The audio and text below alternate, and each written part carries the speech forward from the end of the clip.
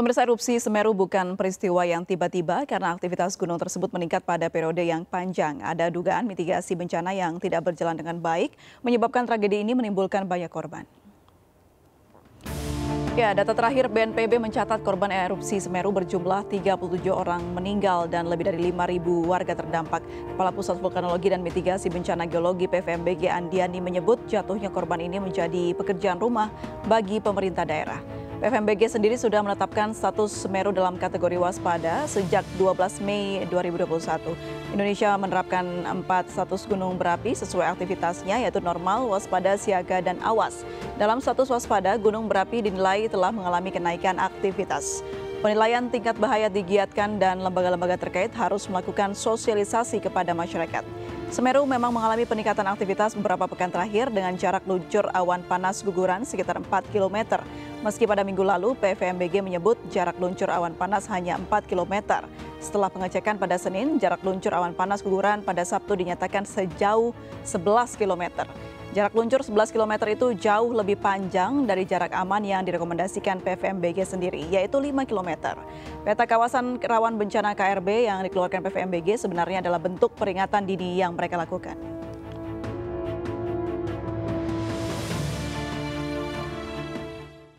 Ya, erupsi Semeru menelan korban lebih dari 30 orang dan berdampak terhadap sekitar 5.000 warga sekitar. Meski sejumlah instansi terkait tegas mengatakan telah memberikan peringatan dini.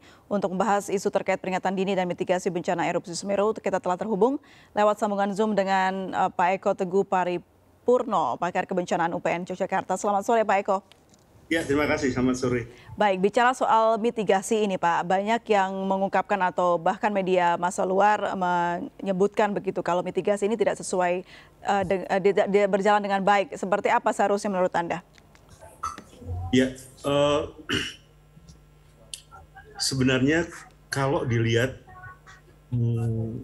sistemnya berjalan, tapi memang belum bisa dibilang sempurna. Ya, ada bagian-bagian yang perlu diperbaiki semua pihak gitu ya. Jadi sering mulai dari peringatan ini yang nggak berjalan baik, tapi saya sih merasa kegiatan-kegiatan atau teman-teman semua pada kesadaran yang sama bahwa kawasannya rawan bencana. Itu sudah kita tahu bersama.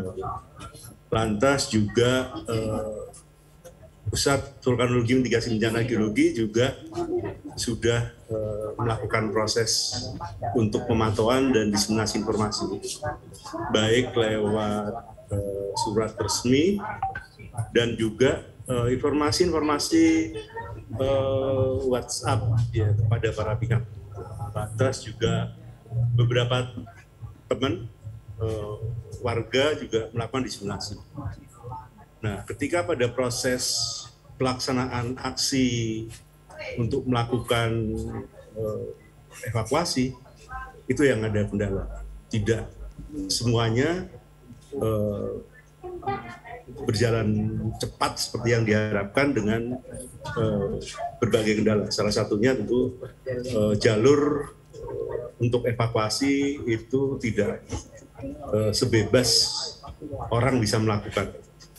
Sehingga kalau kita lihat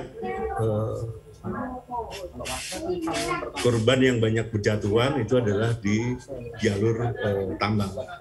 Sementara warga sendiri relatif sudah mampu bergeser ke tempat yang lebih aman.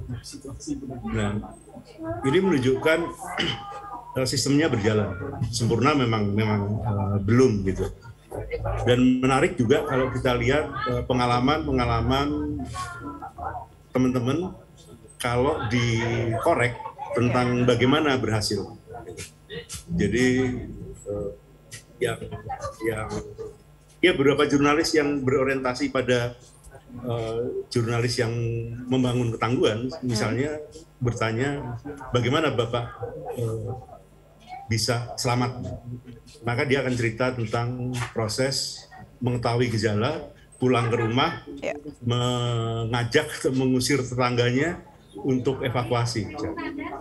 Dan kebetulan tempatnya ini memungkinkan untuk evakuasi cepat.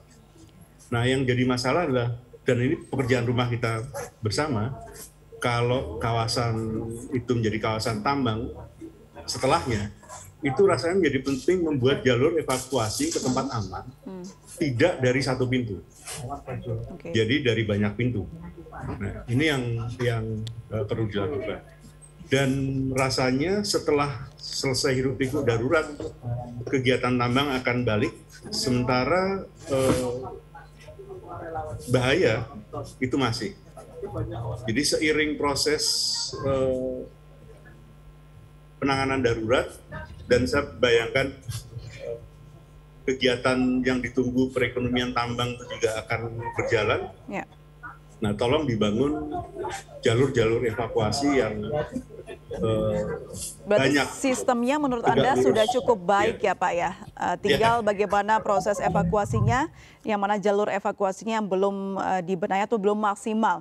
Lalu seperti apa seharusnya yang harus dipikirkan oleh para atau pemerintah daerah setempat, yang kita tahu bahwa guguran awan panas yang turun ini seharusnya bisa terdeteksi atau peringatan dini ya? Ya, setiap informasi guguran yang seiring dengan berpotensinya peningkatan lahar karena cuaca, maka respon yang dilakukan tentu perlu cepat. Jadi jangan menunggu waktu bahwa oh ini masih ada kesempatan. Jadi begitu sinyal ada guguran, lantas cuaca nggak mendukung, ya bergeser aja ke tempat aman. Tentu jarak yang paling pendek adalah jarak tegak lurus alur. Ini yang sepertinya belum dibuat di jalur-jalur evakuasi yang ada.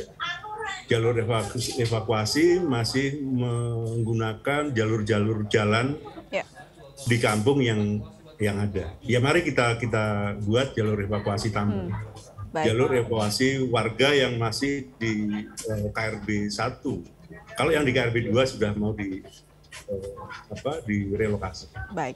Bicara soal jalur evakuasi atau proses evakuasi, kalau dari pemerintah daerahnya sudah memiliki mekanisme yang baik atau yang tepat begitu ya Pak, apakah kita bicara soal masyarakatnya sendiri perlu ada sosialisasi atau latihan begitu dalam kondisi darurat ini?